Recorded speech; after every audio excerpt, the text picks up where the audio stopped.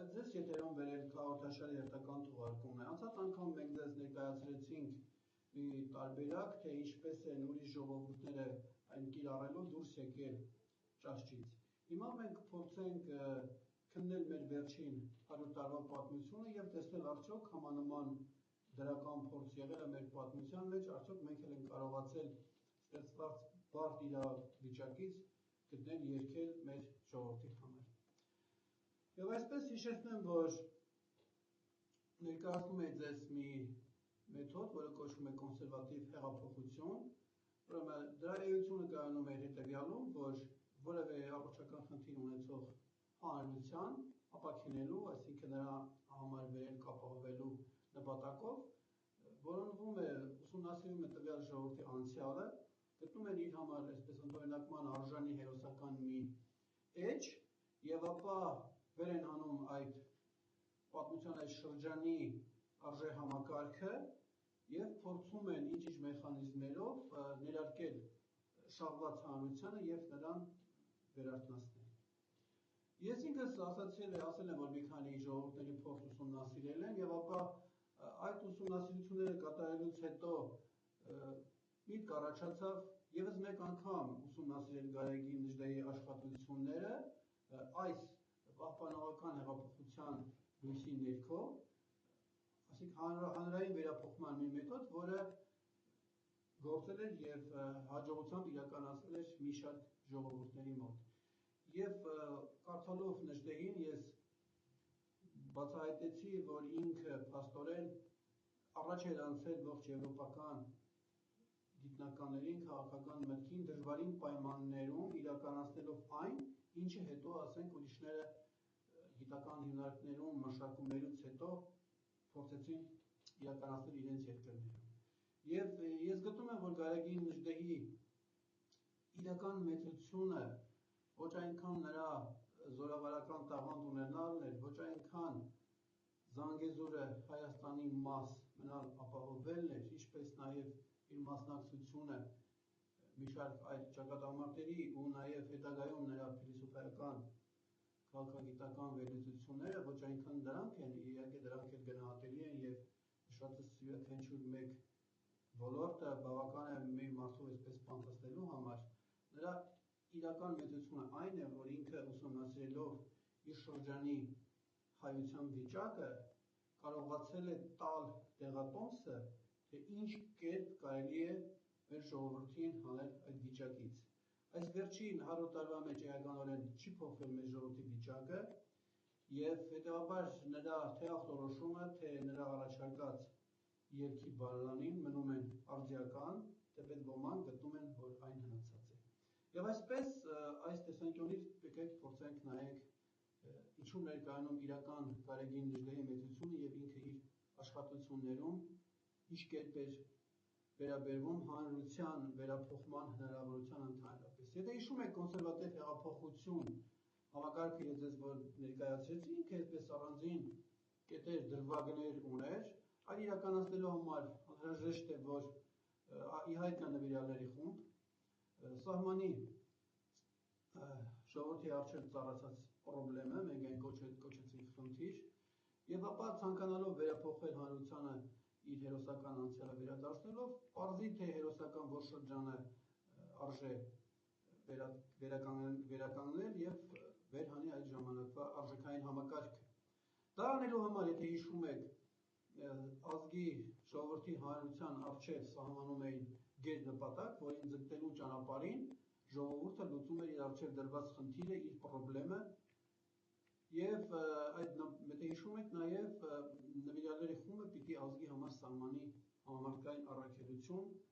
ինչ որ կյանքի նպատակ, այսպես ասած, գոյության իմաստ։ Այդտեղ շատ նուրբ կետեր էլ կային, ես մեկը ընթերցեմ, այդ խումբը նվիրյալների պետք է գիտակցի, որ մարդու հնարավորությունները չեն սահմանափակվում ներկա, պարզունակ դրսևորումներով եւ որ մարդու հոգու գաղտնի ուժի բանալին գտնելու դեպքում կարելի է անճանաչելիորեն կերպափոխել նրան։ Հաջորդը հաշվի առնելով այդ բարդ իրավիճակը հանրության, մշակի մարդու ենթագիտակցության վրա գրոհելու համար նախատեսված ազդման ոչ ստանդարտ համակարգ որը նպատակ կունենա արթնացնել նրա գենային հիշողությունը, ասում ենք ոչ ստանդարտ, քանի որ հանրային գիտակցության խաթարում տեղի ունի։ Եվ այսպես կոնսերվատիվ կամ պահպանողական հեղափոխություն իրականացրած այդ ժողովուրդների փորձը հաշվի առնելով, մենք տեսանք, որ այդ ազդման ոչ ստանդարտ համակարգ իր մեջ ներառել էր հետևյալ կետերը. արտառոց հատկանիշներով օժտված մարդու գաղտնի հնարավորություններին տեղյակ առաքելագիր առաջնորդի կամ առաջնորդների կայացումը, հանրության մոտ նման առաջնորդի սպասման ձևավորումը, առաջնորդ, ով կվերադարձնի հերոսական հին շրջանը, հայրենիքի սրբացված ընկալման հաստատումը հանրության մոտ, վեհության դրդող ծագումնաբանական տեսության մատուցումը, ազգային ավետարանի կազմումը կրոնահավատքային անհրաժեշտ փոփոխությունների իրականացմամբ, էպոսի և բանահյուսության մյուս դրսևորումների մեջ առկա գաղտնիքների պարզումը և քաղաքականության գործիքները դրանցով շաղախումը, հերոսական հին շրջանի հանդեպ կարոտի առաջացումը, բարոյական կոդեքս կանոնագրքի կազմումը, հանրությանն ակտիվացնելու կամ զգոն պահելու համար ներքին, եթե անհրաժեշտությունը կա, և արտաքին թշնամու կերպարի ձևավորումը, ազդու կարգախոսների ստեղծումը, ազգը միավորող թագավորների, հերոս հայորդիների կերպարների ստեղծումը, հանրային գիտակցության վրա ազդող ծեսերի, տոների ստեղծումը, հասարակության ոգևորումը նրա դրական հատկանիշների ներկայացմամբ և վերջում կար համապատասխան հասարակական շարժման ստեղծումը։ Հիմա մենք տեսնենք, թե այս կետերից, որոնք ասացի հետագայում մշակվել են մի քանի ինստիտուտների կողմից և նոր են հանդեսան, արդյոք Գարեգին Նժդեհը, որ ապրել է շատ ավելի վաղ և գործել է շատ ավելի վաղ իր պետության կառավարման ասպարեզում, ինչ կերպ է դա նշում իր աշխատանքների մեջ։ Եվ այսպես Գարեգին Նժդեհը կարողանալով պարզել իր ժամանակների հայ հանրության դժվարությունների իրական պատճառը, կարողացել է պարզել և առաջարկել ու փորձել է կիրառել մի լուծում, որն ամբողջությամբ տեղավորվում է կոնսերվատիվ հեղափոխություն համակարգի մեջ։ Իր ժամանակ իհարկե այդ անուն դեռ չկար, բայց մարդու մեծությունը այն էր, որ արել է ինչ-որ բան, որը հետագայում են բացահայտել, հետագայում են համակարգել և ինչ-որ համարել որպես քաղաքագիտության ինչ-որ մի ուղղություն։ Եվ կարելի ասել, որ ինքը ժամանակագրորեն առաջ էր անցել ողջ եվրոպական մտավորականներից ու էլիտաներից միայնակ, կարելի է ասել։ Եվ այսպես, ինչպես հիշում եք, պիտի սահմանենք, թե որն է հանրության պրոբլեմը։ Ինչ է ասում Գարեգին Նժդեհը։ Գարեգին Նժդեհը շատ հստակ և հատուկ ձևակերպում է հանրության առջև ծագած պրոբլեմը։ Բուն հայկական խնդիրը դա օտար լծերի տակ ուծացած հայկական զանգվածները վերստին ազգի վերածելու մեջ։ Պարզ հստակ։ Հիմա ինչպես անել։ Ուրեմն ճիշտ է, Նժդեհը չի օգտագործել կոնսերվատիվ հեղափոխություն արտահայտությունը, սակայն հստակորեն ձևակերպել է այդ համակարգի գլխավոր թեզը։ Հասարակության շարժում է դեպի ետ, դեպի իր հերոսական անցյալը։ Հիշեցնեմ, սա 10-15 տարի հետո են եվրոպական գիտնականները ասել են մտքի, որ պիտի տանես դեպի հետ անցյալ։ Ինքն է ասել, տեսեք ինչ է ասում։ Ժողովրդի վերանորոգումը, իսկ մենք արդեն հասկացանք, որ մենք ունենք իր ժամանակին եղել ուծացած հայկական զանգվածներ հասկանալի պատճառներով, եւ դրա ելքը ինքը գտնում է, որ վերանորոգում է նորից այդ զանգվածի ժողովուրդ ստանալ։ Ժողովրդի վերանորոգումը հնարավոր է միայն ու միայն իր նորահաս սերունդի կամ էլ իր նախնիքների միջոցով։ Դա նմանվելու մի սկզբունք է։ Վերանորոգում ասել է մեր ներքին մարդու կաղապարումը ըստ մեր նախասիրած պատկերի։ Վերանորոգումի ընդունակ է իր նախահայրերի ոգու զորօրինականության ծանոթ և իր տկարությունից ամաչող ժողովուրդը, այսինքն դու ժողովրդին նախապես պիտի տաս վեհության զգացողություն, որ ինքը ամաչի։ Եվ այսպես, էլի իր բնութագիրը, մեր ժողովուրդը, որ կորցրել է հայ և հայրենատեր մնալու իր հավատը, որ աշխարհում այլևս ելք, կյանքում հացից զատ այլ նպատակ չի տեսնում, այսօր փրկվել կարող է միայն ճշմարիտ վերանորոգումի ճամփով։ Դա Մամիկոնյանների նմանվելու սկզբունքն է։ Ուրեմն հիմա դուք ես որ դա կարդացի, դուք զուգահեռեք մեր իրականության եւ տեսեք արդյոք իր նշած ախտորոշումը ժամանակավրեպ է ուշացած է թե ոչ։ Ես սա հատուկ եմ ասում, որտեղ որոշ մեր քաղաքական գործիչներ գտնում են, որ հանգիստ թողեք նժդերին, ինքը ուշացած բաներից է խոսում։ Եթե դուք հիվանդությունը չի փոխվել ձեր մոտ, եթե առողջական խնդիրները չեն փոխվել, հետեւաբար ինչպես կարող է առաջարկած դեղամիջոցը փոխվի, եթե դուք նորը չունեք։ Եվ այսպես, ուրեմն նշելով, որ հարկավոր է նմանվել Մամիկոնյաններին, նժդեհը իր աշխատությունների մեջ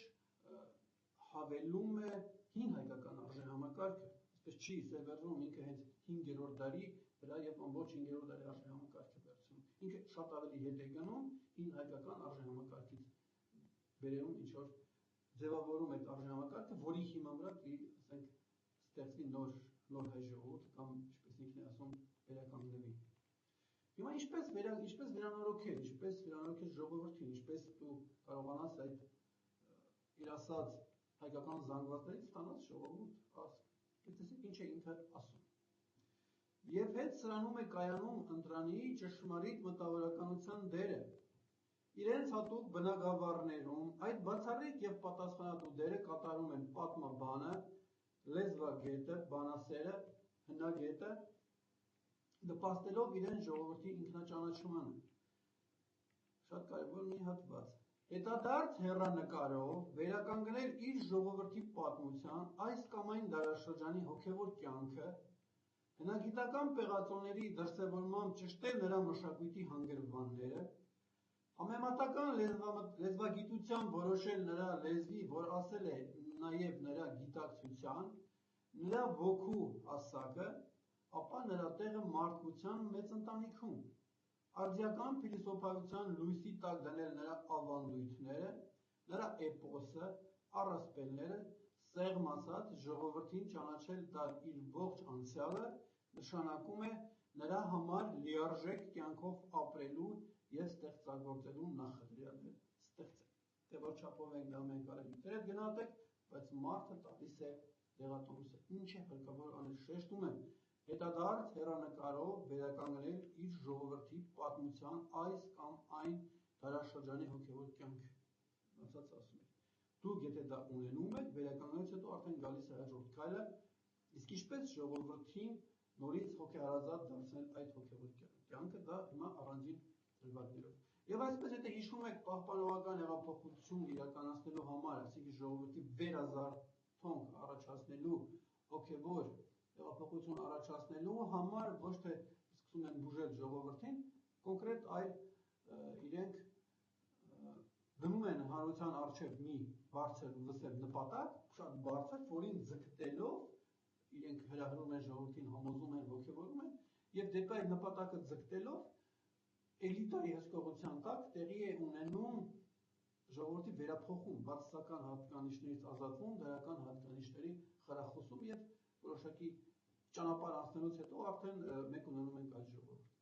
Եվ ինչ է ասում Գարեգին Նժդեհը այդ գերնպատակի մասին, որը պիտի դրվի ժողովրդի առաջ, որպեսզի ժողովրդի կյանքը իմաստավորվի։ Իսկ ազգի առջև դրված խնդիրը լուծելու համար, ինչպես արդեն գիտենք, հարկավոր է ունենալ մեծ մի գերնպատակ, դեպի որը գնալը կօգնի նաև լուծել բունհայկական խնդիրը իր ձևակերպած։ Գերնպատակի վերաբերյալ Նժդեհը հետևյալն է նկատում, մեջբերում է։ Մարդկային բոլոր ցեղերը բոլոր ժամանակներում ունեցել են մի որոշ իդեալ, որպես մի յուրատեսակ ոգի, որը իմաստ եւ վեհություն հաղորդելով նրանց կյանքին փրկել է նրանց բարոյական փտատությունից։ Նպատակն է թելադրում գերագույն պարտականություններ, նա պահանջում է ճիգեր ու զոհողություններ, որոնց մեջ կոփվում են անհատի եւ ժողովրդի լավագույն առաքինությունները, որոնց կատարողը Աքիլլեսի նիզակի նման բուժում է իր հասցրած վերքերը։ Նպատակն է բարոյապես շարժում անհատների ու ժողովուրդների։ Նա փրկում է մահացու ճահճացումից եւ բարոյական անկումից, ազգի եւ անհատի գոյության արևն է նպատակը, նա լուսավորում է եւ ջերմացնում մեր անցնելիք ճանապարհը, նա համախմբում է մեր ուժերը, լարում մեր կամքերը եւ անդիմադրելորեն քաշում մեզ դեպի իրեն, դեպի հաղթանակ։ Դժվարին, բայց թագավորական է իդեալի ճանապարհը, նրա ծայրին դեպ իդեալի հեղեղ առաջացող ժողովրդին թագ է սպասում, նրա ճանապարհով անցնողը դառնում է թագավոր ժողովուրդ։ Հիմա եկեք մենք ինքներս մեզ հարց տանք, արդյոք կա որևէ նպատակ դրված հայ ժողովրդի առջև, Հայաստանում ապրող ժողովրդի առջև, ամբողջ աշխարհի հայության արջը։ Կա այդպիսի նպատակ։ Չկա, եւ դրա համար էլ ասենք մենք ունենք այս ճահիճը։ Հիմա այդ նպատակը պիտի սահմանվի որպես ժողովրդի ազգի ապրելու իմաստ, կյանքի իմաստ, մի որոշակի առաքելություն, հանուն որի ասենք ազգը ապրում է։ Ինչ է ասում ինքը։ Ուրեմն գերնպատակի իրագործմանը սա դեռ ես եմ ասում, գերնպատակի իրագործմանը ձգտող հանրությունը պիտի վարակված լինի համազգային առաքելությամբ։ Հիմա մեջբերում եմ Գարեգին Նժդեհի խոսքերը ընդհանրապես հայ ազգի ապրելու իմաստի հետ կապված, կամ այսպես ինչպես ասում ենք առաքելության։ Եվ այսպես իմ ժողովրդի քաղաքական ճակատագրով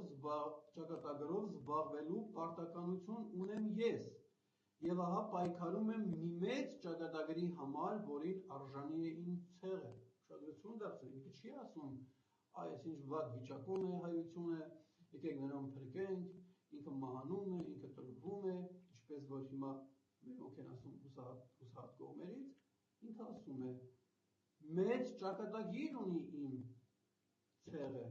եւ ես դրա համար եմ պայքարում։ Ինչ մեծ ճակատագիրի մասին խոսքը։ Բացեք։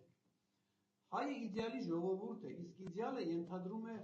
ոգու խռովք, նպատակասլացություն, լավագույնի կարոտ։ Աշխարհը տրված է ոչ միայն վայելելու, այլև կատարելագործելու, բարեշտկելու այն։ Ահա հայու աշխարհընկալումը, նրա էթիկական բարձր հասկացողությունը, որի հետևանքով այնքան վաղ մարդկայնացավ նա, կանխելով գրեթե իր բոլոր հարևաններին։ Հայը հավասարապես տառապում է ինչպես իր գոյության ծանրածանր պայքարի արդար ցավից, այնպես էլ աշխարհի եւ մարդկային ազգի անկատարելության գիտակցումից։ Նրա համար աշխարհը դեռ այն չէ, ինչպիսին կարող է լինել եւ պետք է որ լինի։ Մհերը հայկական էպոսի էրոսը, իմացիր ինքը հայ ժողովուրդը մերժում է գոյություն ունեցող աշխարհակարգը լավագույն պահանջը զգալով եւ առաջադրելով։ Հիմա եթե մի հատ որից փորձենք մարսել, ապա կստացվի, որ հայը գտնում է, որ աշխարհը տրված է ոչ միայն վայելելու, այլև կատարելագործելու, բարեշտկելու համար։ Սա է հայի աշխարհըմբռնումը, այսինքն հայը ըստ Նժդեհի պատկերացումների ունի խնդիր, ունի նպատակ, ունի առաքելություն, ոչ թե զբաղվել իր սեփական կենցաղի բարելավմամբ, այլ կատարելագործել ու բարեշտկել աշխարհը։ Ոնց առաջ, հիմա գուցե շատերի համար սա տարօրինակ հնչի եւ ասեք, ինչպես մենք նույնիսկ չենք կարող մեր գոյություն ապահովենք, ինչ աշխարհ, բայց ես ձեզ ասում եմ այն ինչ որ ասել եմ այս մարդը։ Եվ այսպես տորից նպատակի մասին համազգային ինչ որ գաղափար, որով դու պիտի վարակես, որը եթե չկա, քո ազգը ճահիճ է եւ Աստված գիտի ինչ կլինի։ Մեջբերում եմ իր խոսքը։ Կա բարոյական մթնոլորտը, ուր ինչպես եւ մեր շրջապատող մթնոլորտում տեղի են ունենում մակընթացություններ ու տեղատվություններ մտքերի, գաղափարների, զգացումների, որոնք շնչում է մարդը, յուրացնում ու փոխանցում իր նմաններին։ Վսեմ ու ազնիվ գաղափարներով լցնենք այդ մթնոլորտը, գաղափարներ, որոնք սրբեին, մաքրեին մեր կյանքը, արի եւ առաքինի դարձնեին մեզ, մեծ ու փառահեղ գործերի մղեին մեզ, գաղափարներ, որոնք հակաթույն լինեին բոլոր տեսակի անբարոյացուցիչ եւ քայքայեցուցիչ ազդեցությունների դեմ։ Նման ժողովուրդների ճշմարիտ փրկությունը սկսում է այն վայրկյանից, երբ մի մեծ ու դինամիկական գաղափար, մի արև գաղափար գալիս է իրեն ենթարկելու գոյություն ունեցող բոլոր երկրորդական ու երրորդական գաղափարները։ Կա մեծ գաղափարը, դա ասել է այլևս վերջ խոտոր ճամփաներին, անպտուղ ջիգերին, խարխափումներին, ներքին թշնամանքին, իրարակերության։ Նման գաղափարը միշտ էլ վերանորոգչական իր հետ բերում է խոր հավատ, լավատեսություն, անսպառ կորով, ոգու լիություն, միության ծարավ, որով եւ վերակառուցում է քանդիչ ուժերի կողմից պառակտված ազգը։ Հիմա եթե դուք նայեք մեր իրականությունը, դուք կտեսնեք հենց այդ քանդիչ ուժերի կողմից պառակտված ազգին, որը չունի նպատակ։ Իսկ թե ինչ նպատակ պիտի ինչ-որ ձև մենք տանք ներարկենք ժողովրդին, ինքը քիչ առաջ ասեցիք, թե դա որն է։ Հետևությունը թողնում եմ ձեզ։ Հիմա Ներկայացնենք Գարեգին Նժդեի դիտարկումները կոնսերվատիվ հեղափոխության համակարգի մյուս բաղատարերի հանդեպ վերաբերյալ։ Ես սկզբում դրանք շատ արագ ընթերցեցի։ Առաջնորդի մասին երևի թե դուք բոլորը տեղյակ եք, ինքը շատ կարծիքներ ունի, ես շատ սեր եմ ասում։ Ճշմարիտ առաջնորդի ոտքերի տակ մեռնում է իրենց ժողովուրդների հին ճակատագիրը։ Նա հիշում եք, այստեղ կար, այդ առաջնորդը պիտի լինի ոչ ստանդարտ, նա պիտի կարողանա մարդկանց էլեկտրականացնել, ինքը պիտի ունենա յուրահատուկ հատկանիշներ, մարդկային ծովեր, փոթորիկներ առաջացնելու մարդկանց հոգիներով։ Հիմա տեսեք ինչ է ասում։ Նա գիտի, որ չկա մարդ, որ ընդունակ չլիներ հոգեկան խոր հուզումների, խանդավառության, ինքնամոռացության, հոգեկան վիճակներ, երբ մարդու մեջ մեռնելու աստիճան թուլանում է կենդանական բնազդ ու վախը, եւ որովհետեւ համոզվելու, ցնցելու, ներշնչելու արվեստն ունի, ահա օրեր անց նրա բանակը ծփում է վտանգ արհամարով մահն անգիտակցող ռազմաշունչ տրամադրության։ Այսպիսի մարդուն են ասում առաջնորդ եւ ոչ թե նրանց, ովքեր մարդկանց հրավիրում են հանրահավաքների, հետո այդ հանրահավաքները աստիճանաբար մարում են։ Առաքյալի սիրտ իմաստասերի գլուխ ադաման ճակատ, ահա կատարյալ առաջնորդը, նա չկա եւ ամբողացած ու պարտվողական է մեր ժողովուրդը, չկա ուրախություն մեր ցեղի գոյության թշնամիների, չկա դեռ ցեղական առաջնորդը, չկա նա, կա սակայն սուր կարիքը նրա գոյության, չկա, բայց պիտի գա նա, քանզի կա նրա գոյության աղաղակող պահանջը, նա չկա, բայց պիտի գա, քանզի հայը չի ուզում մեռնել, պիտի գա, պիտի հայտնվի նոր հայը, որպես ազգային ղեկավար, զինվորականի, պետական մարդու եւ մշակութային գործչի դերերում, նա կգա, կհայտնվի նոր էությամբ զերծ հին թթխմորից։ Հաջորդ, այստեղ մի քիչ առաջնորդի մասին շատ է գրված, ես հիշեցնեմ, որ ես մեջբերում եմ իմ կոնսերվատիվ հեղափոխություն գրքից, ում հետաքրքրում է կարող է ամբողջականը կարդալ, որոնելով համացանցում հենց գրքի վերնագիրը եւ ասենք Ավստրում Տիպանյան։ Հիմա, եթե հիշում եք, ասացինք, որ նաեւ հանրության մեջ փոթորիկ առաջացնելու դեպի նպատակը գնալու համար պիտի որոշակի ազդման համակարգ լինի, որը տարբեր կողմերից ազդելով մարդկային խմբերի ժողովրդի վրա իրեն ինչ-որ գրգռում է եւ առաջ է տանում դեպի վերափոխում։ Հիմա տեսեք, ինչ է ասում։ Ժողովուրդը ավելին է, քան թվում է, նրանում ավելի ուժեր կան, քան նա զգում է եւ արտահայտում։ Ժողովուրդը դա իր ուժերին անծանոթ դյուցազն է, որը հաճախ գործում, սխրագործում է գրեթե անգիտակցորեն։ Դա հողն է, դեռ պեղումների չի ենթարկված, որի մեջ ավելի արժեքներ կան թաքնված, քան այն, որ լույս աշխարհը բերված։ Հայտնաբերել այդ թաքուն, դեռ չգիտակցված արժեք ուժերը նշանակում է ուժի նորանոր աղբյուրներ բանալ նրա էության մեջ։ Հիմա դուք ինձ ասեք, թե մեր ժամանակակից քաղաքական գործիչներից կամ ուժերից որ մեկն է, ասենք, այս կարգի գործերից գլուխ հանում։ Բայց եթե նա գրել է, նշանակում է ինչ-որ բաներ է իմացել։ Ինչ է ժողովուրդը, որ դա սովորական մարդ չի, նա շախմատի ֆիգուր չի։ Անցանք առաջ։ Եթե հիշում եք, այդտեղ հանրությանը զգաստացնելու դրվագներ են պիտի կիրառվի, որոշակի լծակներով դուք ազանք հնչեցնեք, որպես իրենց թափեն, այլապես ծուլություն կտանի իրենց։ Իրենք դիզգան, եթե որոշակի ժամանակում որոշակի քայլեր չանեն, ապա կվտանգվի եւ իրենց երկրի ապագան եւ իրենց կյանքը։ Եվ անշուշտ դա անում են։ Ժողովրդին ստապեցնելու նրան կործանարար նիրհից տրվելուց հեռու պահելու համար հարկավոր է զանգ հնչեցնել, հասկացնելու նպատակով, թե որպեսզի աղետի կարող է հանգեցնել ազգային անգործությունը, որով մենք հիմա վարակված ենք։ Մեջբերում եմ։ Մեզ մեր ժողովրդին վիճակված է մի օր կենաց ու մահու կռիվ մղելու ամիսլամ երկրների մեր վրայով իրար միանալու ձգտման դեմ։ Դիմեք քարտեզին, նա կպարտի ձեզ եւ այդ դժբախտ պարագան։ Վտանգի դեպքում թշնամին ժամերի ընթացքում կբաժանի Ալեքսանդրապոլը Երևանից, իսկ վերջինս Սյունիքից։ Քարտեզը ցույց կտա եւ հետեւյալը՝ Արաքսի ափով Ադրբեջանին միանալու համար մահմեդականությանը հարկավոր է 2-3 ժամ։ Նույնը մի այլ գծով Սիսիանի վրայով կարող է միանալ Ադրբեջանին գրեթե նույնքան ժամանակի ընթացքում։ Նույնը ժամերի ընթացքում կարող է անել եւ Կապանի վրայով։ Սեղմ ասած, արևելքի եւ արևմուտքի մահմեդականությունը ժամերի ընթացքում առնվազն 7 տեղով կարող է զատել իրարից հայկական գավառակները եւ միանալ իհարկե հայ ժողովրդի վրայով։ Եթե Հայաստանի աշխարհագրական դժբախտ դիրքի եւ նրա փոքրիկ ծավալի հետ հաշվի առնենք նաև մեր ժողովրդի քանակը, նրա հատվածականությունը, նրա քաղաքական իդեալը, նրա եւ իր իսլամ հարևանների փոխհարաբերության առանձնահատկությունները մեզ համար իր բովանդակ սպառնալիությամբ կպարզվի մեր ժողովրդի վտանգված ապագա։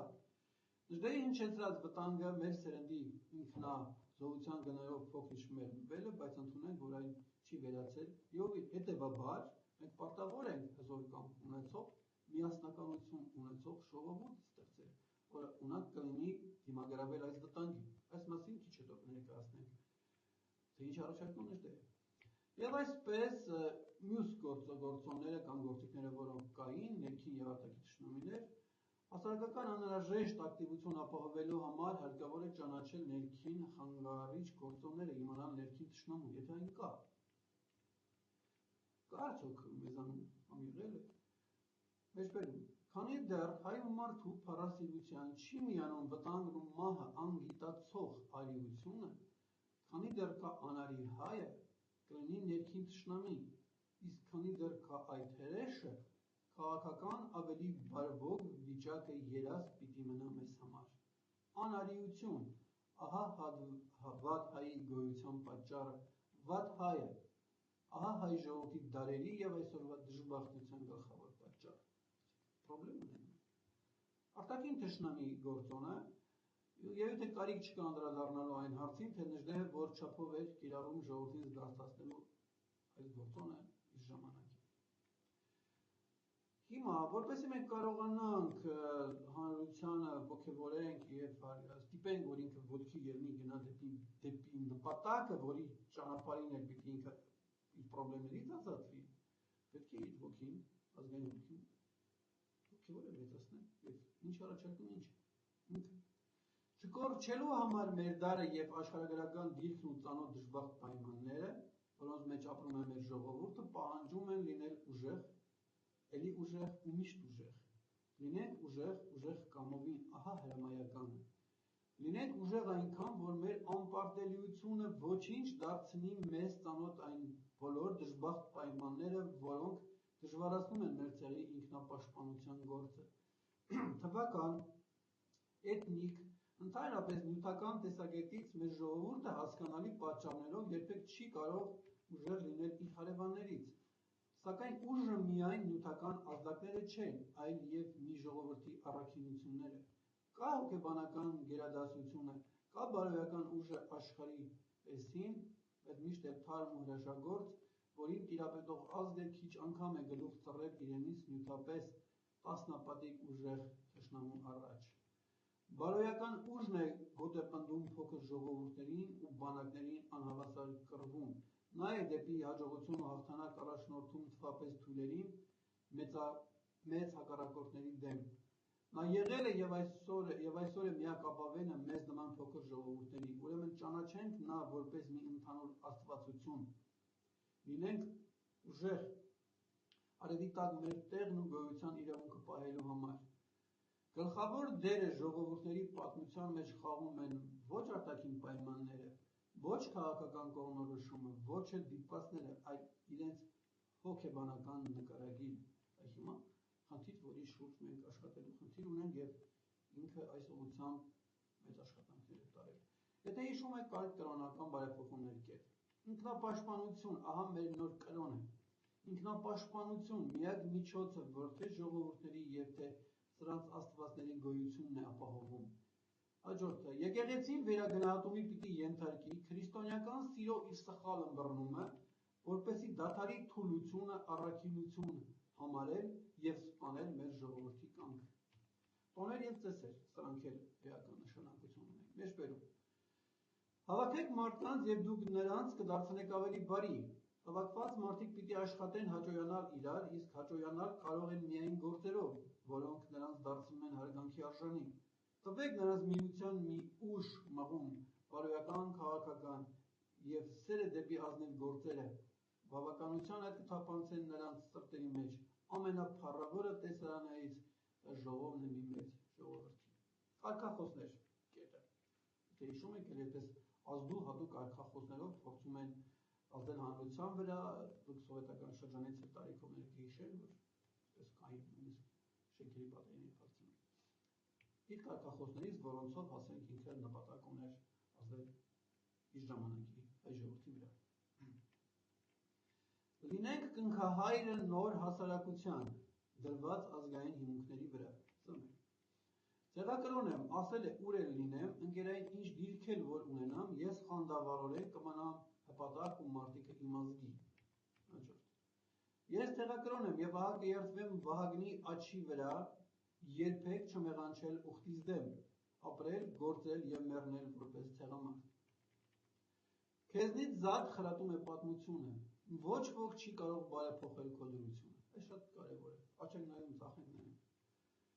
Հոգեպես ծույլերն են ստեղծել դժվարին ու անկարելի խոսքերը, քույր ու եղբայր են չկամենալն ու չկարողանալը, հազարամղոն ճամփորդությունը սկսվում է մի հատիկ քայլով, չկա անկարելին, երբ կա զորեղ ու վճռական կամքը, չկա անկարելին, մենք սա պիտի դարձնենք մեր գլխավոր կարգախոսներից մեկը, և ոչ թե ողբեր երկինք։ Մի ժողովրդի հայրենի հողը չի կարող ուրիշի մնայուն հայրենիքը դառնալ, մնայուն արդարության օրենքի ուժով բռնագրաված երկրամասերը միշտ էլ վաղ թե ուշ անցնում են իրենց պատմական տերերի ձեռքը պայմանով, որ այդ վերջինի մեր ժամանակը տկարացրած չլինի սերը, կարոտ ու պաշտամունքը դեպի հայրենի երկիր։ Ցեղի հոգին միակ ուժն է, որի առաջ անզոր են բոլոր ուժերը։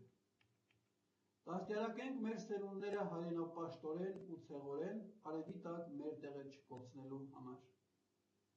Մի ժողովուրդ, որի որդիները հավասար չեն օրենքի ու մահվան առջև հաղթական հայրենիք չեն ունենա։ Հիմա հաջորդը, եթե հիշում եք, կար այսպիսի կետ, ժողովրդի ոգևորում իր դրական հատկանիշների միջոցով, որպեսզի մարդը, ասենք, մարդիկը զգան, որ իրենք կարող է, իրենցից ինչ-որ արժեք են ներկայացնում, ուժ են ներկայացնում։ Ինքը, ես ներկայացրեցի մի քանի հատվածներ, ուրիշ տեղերում էլ կա, որ դաժան քննադատության է ենթարկում իր ժամանակի հայությանը, բայց նաև հասկանալով, որ վերափոխելու համար անհրաժեշտ է, որ ոգևորես մարդկանց, ինքը ունի մի գործ, որը կոչվում է հայը, ես հիմա առանձին հատվածներ կամ թերցեմ ու կտեսնեք, թե ինչպես ինքը քննադատելով հետ նաև ոգևորում է, խանդավառում է հայ ժողովրդին, որպեսզի նրա մեջ առաջանա ձգտումներ ու հույսեր դեպի վերափոխում, ինչը մենք չենք կարող։ Եվ այսպես։ Որն է հայկական նկարագրի հիմնական գիծը։ Լրջությունը, հայի մտավոր և բարոյական լրջությունը, որն ամեն բանից առաջ ծանրախոհություն է ենթադրում, խոսքից ճշմարտությունը վճռապես հաստատում է, բերում է մի քանի օրինակներ։ Հայ ժողովրդի գործերի հազարամյա վկան, իր պատմությունը և իր էպոսը, որի հերոսների բարքն ու գործերը խոր հարգանք են պարտադրում։ Երկրորդ, իր հեթանոս աստվածները, որոնց նա օժտել է իր բարձր հոգեգծերով։ Վերջապես իր նմանատիպ ճարտարապետությունը, որի կոթողները շեն թե կիսավեր կնմանվեն հսկաների, որոնք հայոց երկնքի տակ նստած ձեռնի ծնոտ կարծես աշխարհի բաներն են խոքում։ Այո,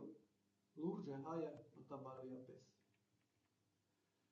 Շարունակենք էլի ոգևորումը։ Ժողովուրդներ կան, որոնք կյանքն ու աշխարհը ընդունում են այնպես, ինչպես որ նրանք տրված են բնորեն, ինչպես որ նրանք կան առարկայորեն։ Իր էության բերումով հայրն իր գոյությանը աղոթում է որոշ սրբազանություն և նպատակ, ձգտելով իմաստավորել և կատարելագործել այն։ Խոսեցրեք իր էպոսը, իր ֆոլկլորը և պիտի համոզվեք, որ հայու համար հացը կեցության բարիքների շարքում առաջինը չէ։ Ձեռք բարձրացրեց Դավիթը մանուկ ուզեց ոսկին վերցնել, հրեշտակը հեռացնելով ձեռքը դրեց կրակի վրա, մատը կրակին սեղմեց և այրեց մատը, մատը բերանը դրեց ու լեզուն այրեց, լեզուն այրեց, սակայն ամրացավ նա և սկսան նրան կանչել կակած Դավիթ։ Այսպես, պատժելով իր ապագա հերոսի միամիտ արարքը, հայը հաստատել է իր անընչասիրությունը, իր հոգեկան պարազատությունը։ Հայրն իր վահագը ուներ, Աստվածը քաջության, քաջ և քաջապաշտ էր նա։ Հոգեկան այդ պաթոսին քաջության կպարտի հայը իր բազմավտանգ գոյություն, քաջն ընդհանրապես ոգու ժողովուրդն է, Սրանցից է հայը գերազանցորեն։ Հեթանոս հայի քաջությունը չտկարացավ նաև քրիստոնեական Հայաստանում։ Սխրագործելու իր տենչանքին զուգահեռ դա ընդունեց արտահայտության մի նոր ձև ևս, նահատակությունը կամավոր, որն իր խոսքի մեջ ոչ այլ ինչ է, բայց եթե գիտակցական մահվամբ քաջաբար անմահանալու ձգտումը, ըստ էության մահամերժ ոգու խիզախանք է, քաջություն թե նահատակություն։ Նաև ասպետական է հայավայել քաջությունը։ Այեպոսի հերոսը առաջին հարվածը զիջում է Մսրամելիքին, առանց մտածելու, թե դա կարող է մահացու լինել իր համար։ Այժմ հարվածելու հերթը Դավիթինն է, սակայն միջամտում է հակառակորդի քույրը, և հայ հերոսը խնայում է իր առաջին երկու հարվածները Մսրամելիքին։ Հեյ, ձայն է տալիս Դավիթը, նախազգուշացնում թշնամուն, թե գալիս է։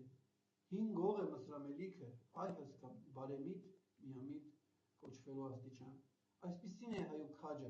արդարորեն հպարտ, բայց ոչ բարձրագլուխ գոռոզ։ Զարկ միայն նրան, որն ի վիճակի է պատասխանելու զարկի, ահա հայու մորալը։ Սահմանակցել իդեալականին, սրբազանին և հավերժին, նրանց շունչը խառնել իր առօրեական կյանքին, նրանցով սնուցել իր ստեղծագործական ավյուն, ահա հայ հոգի, ասեք որքան հոգևորիչ է։ Նաև չի ինքը մոռանում, որ ներկայացնի օտարների կարծիքը մեր մասին, որոնք դրական են արտահայտվել, հաշվի առեք, որ մենք շատ ենք դրանից ոգևորվում, բավական է դրսում եկը մի բան, այս հետ փառավորվում ենք, հիմա ես պեղել եմ նժդեհի գործերը և ինքը բազմաթիվ անգամ բերում է հենց օտարների նկարագրությունը մեր ժողովրդի, որոնք բավական ոգևորող են։ Հիմա նրա խոսքերից։ Ֆրանց Վերֆելն ասել է, ոգու ժողովուրդ է հայը։ Օվիդիոսը մեր ցեղի ուժը խորհրդանշել է վագրով, իսկ վագրը երբեք մեռյալ չի։ Հենց այդ չմեռյալ վագրայինն է մեր ցեղը, որի անունը ըստ անգլիական պատմագիր Ֆինլեյնի Բյուզանդիայի մեջ հոմանիշ էր ազնվականության։ Ըստ Լորդ Իվերսլի, Օսմանյան աշխարհակալությունը հանդիսանում էր Փոքր Ասիայի ոչ թույք ժողովուրդներից հավաքվող զինվորականությունը։ Հարազատ օսմանցի թուրքը չէր, որ հաղթանակից հաղթանակ տարավ սուլթանների բանակներն ու նավատ տորմիղը, ոչ էլ ինքն էր, որ վարեց ու պահեց այն դարեր ամբողջ, այլ հպատակ ոչ թուրք ժողովրդի զավակները և երբեմն բյուզանդական կայսրության ծառայող հայ ազնվականությունն ու զինվորականությունը։ Հաջորդը։ Դարեր առաջ մեր ռազմիկների ոգեշնչությունն է շարժել շապողների նախանձը, Իրանին նրան, որ հայոց գնդի տերն է, այդպիսի տիրասեր ու միամիտ ու միաբան ու միամիտք զորած, որոնց գնդից ու նշաններից հուր ու ոսկ ելներ։ Հաջորդը, հայոց թերիները ստրկության թերիներ են, ասել է Բայրոնը։ Նժդեհը հիշատակում է նաև 19-րդ դարի անգլիացի մի պատմաբան հետևյալ խոսքերը։ Հայերը հպարտ զգալու որչափ իրավունք ունեն, եթե անգամ գիտնան, թե իրենք փառապանծ անցյալ են ունեցել, բայց դժբախտաբար չգիտեն։ Եվ այսպես Նժդեհը իր այս ամբողջ ուսումնասիրությունները կատարելով, որով ես փոքր-մոքր այսպես դրվագներով ներկայացրեցի, ինքը բուն խնդիրը սահմանելով հայերի, ինչպես ասեցի, դա օտար լծերի տակ ուծացած հայկական զանգվածները Բերեստին ազգի վերածելու մեջ էր, ինքը հստակ բանաձևում է լուծումը։ Ես չգիտեմ, ով ինչպես կընդունի, բայց ես անձամբ գտնում եմ, որ քանի որ պրոբլեմը խնդիրը չի վերացել, հետևաբար լուծումն մնում է ուժի մեջ, ինչքանով դա կհարիր լինի մեր ներկայիս քաղաքական հայացքներին, դա մեր սեփական պրոբլեմն է։ Ուրեմն, Նժդեհը սեփական վերլուծություններից ելնելով իր ժամանակների հայության համար առաջարկել է երգի մի տարբերակ։ Մեջբերում, բուն հայկական խնդիրը լուծել հնարավոր է միայն քաղաքական միակրոնությամբ, մի բան, որը կընձեռնի մեզ ցեղը, ցեղակրոնությունը։ Ցեղակրոնություն, ահա համադարմանը, առանց որի հայությունը կմնա մարդկության քաղաքականապես ամենատնանկ մասը։ Միայն խորապես ներցեղային հեղափոխությունը կարող էր գլուխ հանել դարերով Օտար լծերի տակ տոհմիկ առաքինության մեջ տկարացած մեր ժողովրդի ազգային ինքնագիտակցության վերազարթնումը։ Միայն դա կարող էր համախմբել ու ակտիվացնել հայության ուժերը, անհրաժեշտ նախապայման ազգային ամեն պայքարի հաջողության։ Միայն ցեղակրոնության միջոցով կարելի պիտի լինի պառակտված ժողովուրդը վերածել ազգի, փրկելով վերջինը իր բացասական տարերի չարաշահությունից։ Վերածնուն հեղափոխություն, այսպիսին պիտի լիներ մեր հեղափոխական շարժում, որը մենք այդպես էլ չենք արել դեռ, այս վերջին ես եմ ասում։ Թե որքանով է Նժդեհի առաջացած տարբերակ այժմեական քննարկելու հարց է, բայց փաստ է, որ Նժդեհն իր իսկ առաջարկած երգի տարբերակը փորձարկելով լուրջ հաջողություններ արձանագրել եւ Սյունիքում եւ արտասահմանում։ Հիմա անդրադառնանք մի կարևոր կետի, որ Նժդեհը իրագործել էր եւ համանմանը հետագայում ուրիշ ժողովուրդներ ունեցել են մի քիչ իհարկե ավելի հաղթված ու մշակված, քանի որ ասացի ինքը միայնակ էր, չուներ ինստիտուտներ, գիտահետազոտական հիմնարկներ։ Եվ այսպես, Դավիթ Բեկյան ուխտ լսել է երևի թե։ Նժդեհը ստեղծելով գաղափարախոսական կուռմի համակարգ, հասցրել է մասնակիորեն կյանքի կոչել այն։ Նա Լեռնահայաստանում ստեղծել էր Դավիթ Բեկյան ուխտ անվանումով կառույց, որն առաջնորդվում էր նրա կողմից մշակված գաղափարախոսությամբ։ Մեջբերում եմ։ Ցեղասպանության գաղափարը 1919-ին ոտքի էր հանել մեր Դավիթ Բեկյան ուխտերը Սյունած աշխարհում։ Այն ուխտերը, որոնց զարկերի տակ փրկվեց բազմահազար հայ մտավորականությունը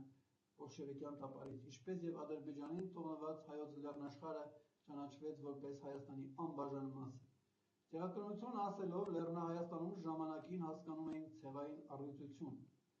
Ամերիկայի մեր ուխտերի խորհրդանշանն էլ առյուծն է, որ վեդայական կրոնի մեջ խորհրդանշում էր 3 ման՝ կռիվ թշնամու դեմ, պաշտամունքի հասնող սեր եւ գերագույն հրաժարում անձնական եսից։ Իսկ Բագրատունյա զինվորի համար Անիի շրջանի առյուծը խորհրդանշում էր հայ մարդու հավատը դեպի իր ցեղի ուժը։ Դավիթ Բեկյան ուխտի ներկայացվող նրա գաղափարախոսությունը, ասես նախատիպն է հետագայում գործած այլ ժողովուրդների համանման կառույցների։ Նժդեհը եւս մարդկանց վարժեցնում էր մահից չվախենալուն։ Մեջբերում։ Այն օրից, երբ հայը վախենալ սկսեց մահից, այն օրից օտարը թագավորեց Հայաստանում։ Գտնում էր նա։ Այս մեկ հատիկ նախադասությամբ արտահայտվում է խոր իմաստ, իսկ որ դեպքում է մարդը դադարում վախենալ մահից, երբ ունի գիտակցական շատ բարձր մակարդակ, համապատասխան պատկերացումներ կյանքի իմաստի, եզրքի, Աստծո վերաբերյալ եւ դրանցից բխող համոզմունքներ։ Կարողանալ հաղթահարել վախը մահվան հանդեպ, այսպիսի որակ ունեցող հանրությունն արդեն սովորական ժողովուրդ չէ, գերազգ։ Հիշեք Նժդեհի խոսքը. մեզ մահ չկա, մահ թշնամուն կարգախոս։ Եվ այսպես արդյունք։ Եթե հիշում եք, այդ ժամանակ 18-20 թվականներին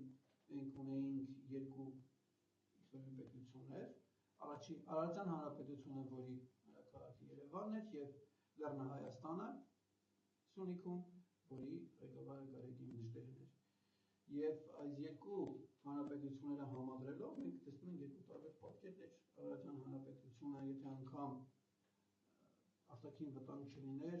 ես ձեզ ներկայացրել եմ, հետո ելիք ներկայացնեմ, ինքնակայքայվելու էր, այն ինչ որ հիմա է կատարվում։ Իսկ էականորեն, դրականորեն տարբերվում էր Լեռնահայաստանում տիրող իրավիճակը։ Որպես Նժդեհի մշակած գաղափարախոսության կիրառման դրական արդյունք ներկայացնենք հետևյալ փաստը։ Ուրեմն ասացի կար երկու հանրապետություն, առաջին հանրապետության ներսում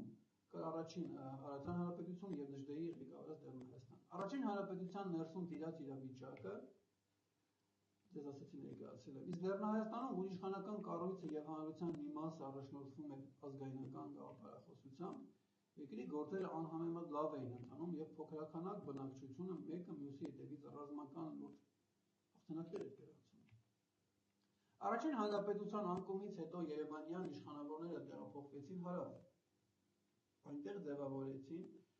նոր իշխանություն, ասենք եղած իշխանությունից, նաեւ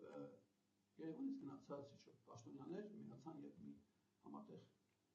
կառավարություն կազմեցին։ Բայց քանի որ եկվորները կարող ունեին այն ժամանակվա սովորական խեղաթյուրված,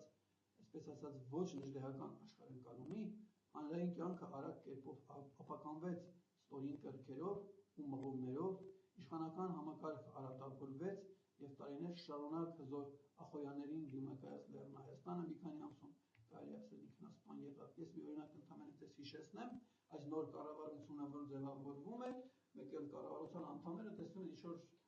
մարգագետիններում, գոմեշներ, կովեր են հարածում և ասում են ում անասուններն են, սրանք պատասխանում են տեղացիներին, որ սա պետական է, պետությանն է ամբողջ, այդ ամբողջ կաթնամթերքը և այլն, ինչ-որ ստացվում է, դա պետական է, Երևանից գրանցածները զարմանում են ինչպես թե պետական է և ինչպես կարելի է, մեջ են անում այսպես ասած, այսքան ինձ և այս ձևով ողջ տնտեսությունը քանդում են, ինչպես որ առաջին հանրապետության ժամանակ էր եղել։ Եվ այսպես այսօրվա մեր եթերաժամը ավարտեց, ես ձեզ ներկայացրեցի Գարեգին Նժդեհի մոտեցումները, թե ինչպես կարելի է հանրությանը վերափոխել։ Մենք հետագայում կքննենք մեր հետագա պատմության մի քանի դրվագներ, պարզելու համար, թե որ չափով այս համակարգը գործել էր և ինչ արդյունքներ էր տվել։ Այս պահին այսքանը, ստեսություն ձեզ մինչ